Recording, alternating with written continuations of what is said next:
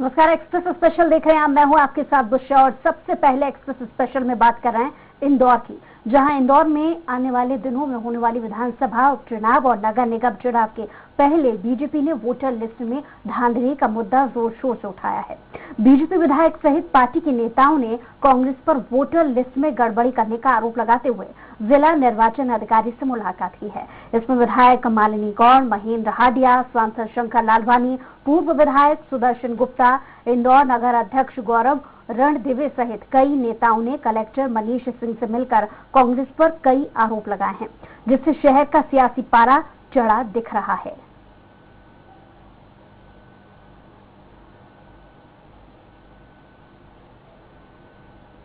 सामने ही जो बूथ था न्यू रानीबाग के लोगों को 5 किलोमीटर दूर बूथ में नाम जोड़ देना, ये कांग्रेस ने एक षड्यंत्र पूर्वक तरीके से पूरे बूथों को बिगाड़ने का काम किया है।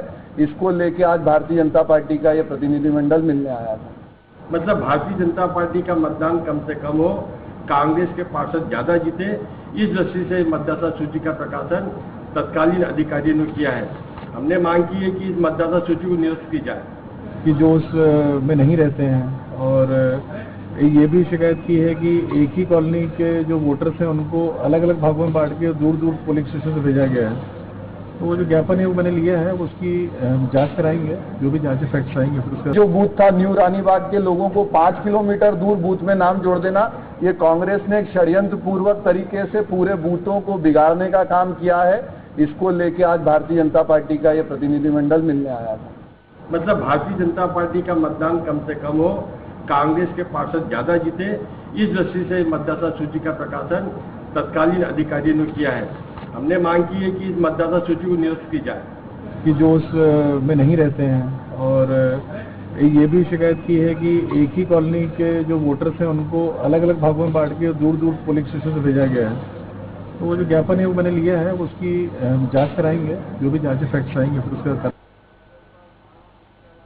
और ज्यादा जानकारी के साथ स्वराज संवाददाता विकास सिंह सोलंकी फोन लाइन पर जुड़ गए हैं। विकास, किसी भी चुनाव से पहले मतदाता सूची में गड़बड़ी होने के सुर जो हैं वो उठते नजर आते हैं, लेकिन इस बार दिलचस्प बात यह है कि ये सुर कांग्रेस की बजाय बीजेपी से उठे हैं। तो सियासी घमासान किस तरीके से देखने को मिल रहा है?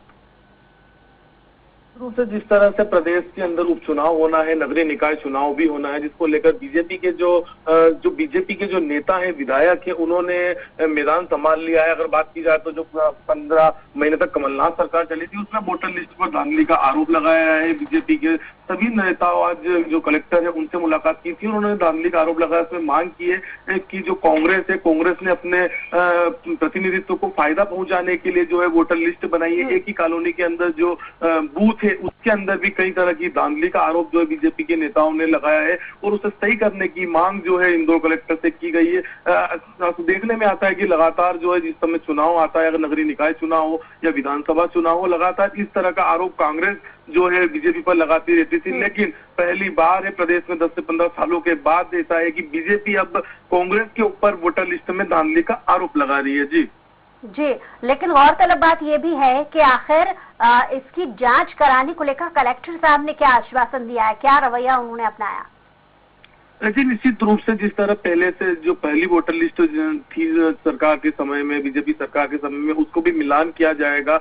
और जो अभी की वोटर लिस्ट है, अगर इसी तरह की धांधली होती है तो कलेक्टर ने उस पर कार्रवाई करने की बात कही है। पूरी मामले की जांच कराने की बात जो है इंदौर जिला निर्वाचन अधिकारी मनीष सिंह द्वारा की गई है। जी, लेकिन जैसा कि बड़ी संख्या में बीजेपी के नेता कार्यकर्ता सब पहुंचे थे कलेक्टर कार्यालय अपनी शिकायत दर्ज कराने के लिए, किस आधार पर उन्होंने क्या तथ्य क्या सामने रखे हैं कलेक्टर साहब के सामने?